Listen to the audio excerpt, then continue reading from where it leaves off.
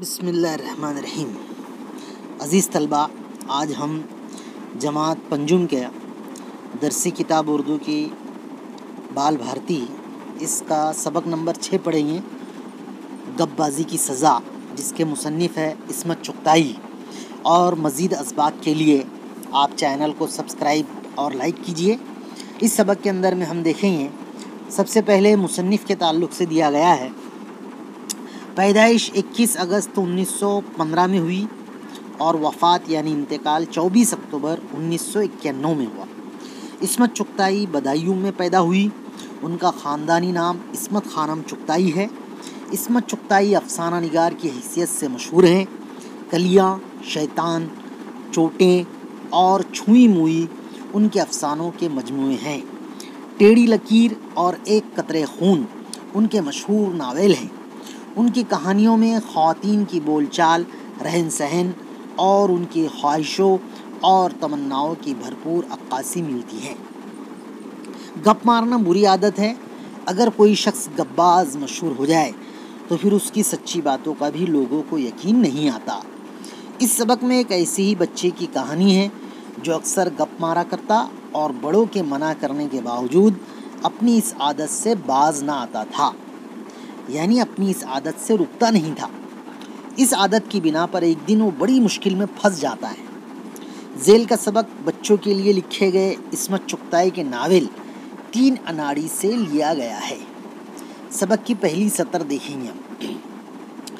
ببلو کو ہمیشہ سے گپے مارنے کا شوق تھا۔ گپے مارنا یعنی ادھر ادھر کی، ایران توران کی، اس طریقے سے کچھ بھی باتیں کرنا، ایسی ہانکتے کہ بس کیا بتائیں۔ ایک دن کہنے لگے، آئس لینڈ میں برف ہی برف ہوتی ہے، لوگ برف کے گھروں میں رہتے ہیں، وہاں برف کی سڑکیں، برف کے سنیما گھر، برف کے اسکول ہوتے ہیں، وہاں سب پیڑ برف کے ہوتے ہیں، آئس کریم کی نارنگیاں، کیلے، ناشپاتیاں، امرود، انانس اور آم ہوتے ہیں، وہاں بھیڑیں اور بکریاں چاکلیٹ آئس کریم کی ہوتی ہیں، اور برف کی لال لال آگ پر برف کی روٹیاں پکتی ہیں۔ اس طرح کہنے لگے ببلو۔ بے وقوف، برف کی کیسے آگ سلگ سکتی ہے؟ جموں سے زیادہ ضبط نہ ہو سکا، اس لیے جموں نے کہا، جلتی ہے، ہمیں معلوم ہے۔ نہیں بیٹے، برف کی آگ نہیں جلتی، ابا نے نہایت عالمانہ انداز میں اینک کے اوپر سے جھانک کر سمجھایا۔ ابا نے نہایت عالمانہ انداز میں، یعنی ایسا انداز جیسا عالم جیسا انداز جس سے ان کو پتا ہے۔ اینک یعنی کہ چشمہ۔ نہیں ابا، جلتی ہے، ببلو نے بگڑ کر کہا۔ تم نہایت بیوقوف ہو، میرے احمق۔ ابا نے ڈانٹ کر ثابت کر دیا کہ ببلو گپ ہانک رہا ہے۔ ببلو کا بہت مذاق اڑا اور ایک دم سے ان کی گپ بازی کی دھوم مچ گئی۔ اب تو یہ حال ہو گیا کہ اگر ببلو کہتے، اماں ہمیں بھوک لگی ہے، تو کوئی یقین نہ کرتا۔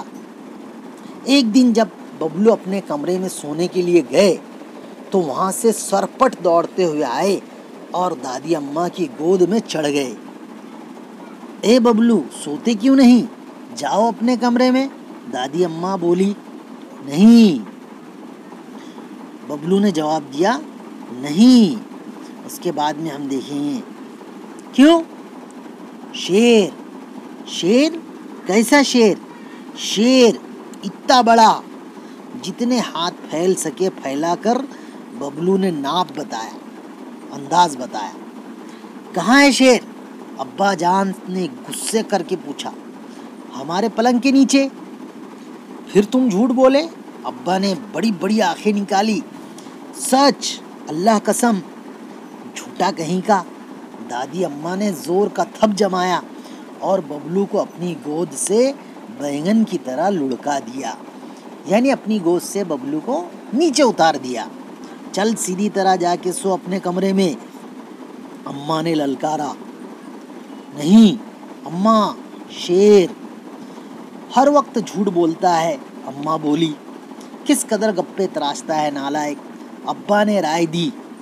ڈرپوک بنا دیا ہے اماں باوا نے لاڑ کر کے، ڈرپوک بنا دیا ہے اماں باوا نے لاڑ کر کے، یعنی अम्मा ने और अब्बा ने लाड़ करके डरपोक बना दिया। 2 कौड़ी का नहीं रहा बच्चा, दादी अम्मा ने ताना मारा। दादी अम्मा ने कहा। बड़ी देर तक बबलू के झूठ पर तबसरा होता रहा। फिर लोग इधर उधर की बातों में बबलू और शेर दोनों को भूल गए। सब सोने का प्रोग्राम बना ही रहे थे कि मेवाराम माली बौखलाया हुआ आया। मेवाराम माली जो है वो घबराया हुआ आया। मुजीब मियाँ, बाहर दरोगा जी खड़े हैं। दादी अम्मा बड़बड़ाई, लोग पीछा ही नहीं छोड़ते, जान को लग गए हैं। अरे बुलाओ बुलाओ, आइए इंस्पेक्टर साहब, कैसे तकलीफ फरमाई? अब्बा ने चबूतरे पर से पुकारा। इंस्पेक्टर के साथ एक गच्छेदार मूंछों वाले साहब भी थे। वो मेवाराम से भी ज्यादा सटपटाए हुए थे, यानी घबराए हुए थे। 2-4 लाठीबंद कांस्टेबल भी थे। अब्बा घबराए, क्या गड़बड़ हो गई? खैरियत तो है? अब्बा ने पूछा। वैसे सब खैरियत है, ये सर्कस के मैनेजर साहब हैं। उन्होंने गच्छेदार मूंछों वाले की तरफ इशारा किया। आदाब अर्ज, आपसे मिलकर बड़ी मुसर्रत हुई। अब्बा बोले, साहब वो बात ये है कि सर्कस का एक शेर छूट गया है। शेर? जी शेर, निहायत खूंखार है। निहायत खूंखार है? कैसा है? खूंखार, खूंखार यानी कि खून पीने वाला, उसे कहते हैं खूंखार।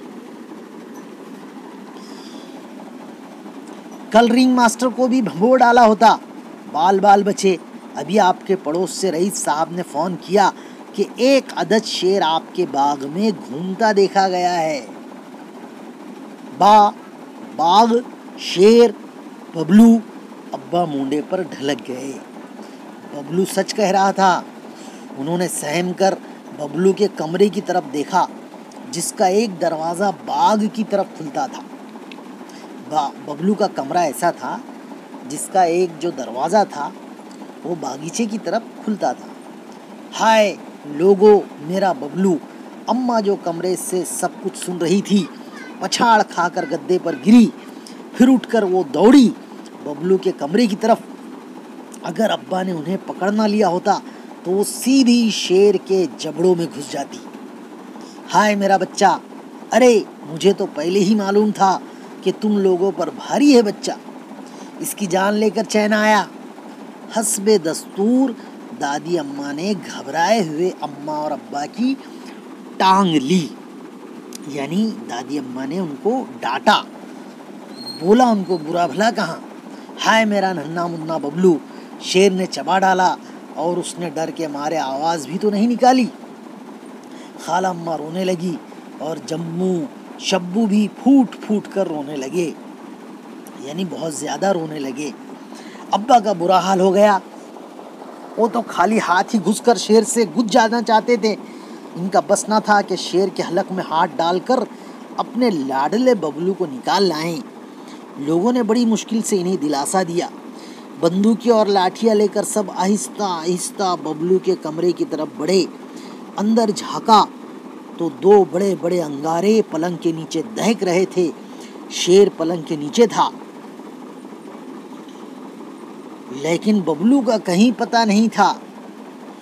बबलू के कमरे में पलंग के नीचे शेर तो था, अलबत्ता बबलू का पता नहीं था, बबलू नहीं था। घर में कोहराम मच गया। अब इसके बाद हम देखेंगे कोहराम मच जाना यानी हंगामा हो जाना। सर्कस के मैनेजर पिंजरा साथ लाए थे। बड़ी मुश्किल से शेर को पिंजरे में डाला गया। ताज्जुब है, ना खून के निशानात है ना हड्डियाँ, इंस्पेक्टर साहब बोले। क्योंकि जब बबलू को शेर ने खा लिया तो उसके खाने के बाद में उसके हड्डियाँ वगैरह तो शेर छोड़ ही देता है, तो बच्चे की हड्डियाँ वगैरह भी नहीं बची है और उसी के साथ साथ खून के निशानात भी नहीं है। इंस्पेक्टर साहब ने कहा, अरे वो निगोड़ा था ही कितना। हाय मेरा फूल सा बबलू, दादी अम्मा को गश आने लगा। एकदम आपा की फलक शिगाफ चीख फिजा में गूंजी और वो लड़खड़ाती आकर चौकी पर गिरी। एकदम आपा की फलक शिगाफ یعنی تیز چیخ، تیز آواز، اور وہ چوکی پر گری۔ بیوی ببلو، جیسے انہوں نے بھوت دیکھ لیا، انہوں نے ببلو کو دیکھ لیا، اس لیے ان کی یہ کیفیت ہو گئی، ان کی یہ حالت ہو گئی۔ کہاں، کدھر؟ سب نے انہیں ہلا ڈالا۔ گو گو غسل خانہ۔ اماں دوڑی، ابا نے لپک کر انہیں پکڑ لیا۔ ببلو کی کٹی پھٹی لاش دیکھ کر کہیں وہ پاگل نہ ہو جائے۔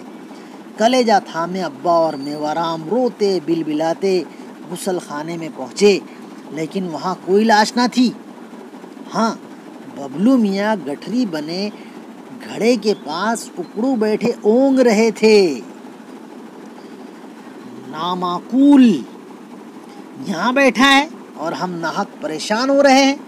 ابا نے ایک چپت لگائی، یعنی ایک تھاپ لگائی اور کان پکڑ کر ببلو کو اٹھا لیا۔ کہاں ماتم ہو رہا تھا، کہاں ماتم ہو رہا تھا، افسوس ہو رہا تھا، غم اور صدمہ ہو رہا تھا، اور کہاں ایک دم شادیانے بجنے لگے، یعنی خوشی کا ماحول بن گیا۔ سب نے ببلو کو گلے لگایا، ان کے اتنے لاڑ ہوئے، اتنے صدقے اتارے گئے کہ ایسا معلوم ہوتا تھا جیسے وہ ابھی ابھی اللہ میاں کے ہاتھ سے تشریف لا رہے ہیں۔ اس دن سے ببلو میاں نے گپ بازی بالکل چھوڑ دی۔ اب اس کے بعد میں ہم دیکھیں گے کہ یہ جو سبق ہے نہایت ہی آسان سبق ہے، اور اردو زبان کا سبق ہے، اس کے اندر میں زیادہ مشکل الفاظ نہیں دیے گئے ہیں، آسان سا سبق ہے، اور اس کو ہم 2-3 دفعے اچھی طریقے سے سنیں گے تو اچھا ہمارے سمجھ میں آ جائے گا۔ اس کے مشکل الفاظ کے معنی دیکھیں گے ہم۔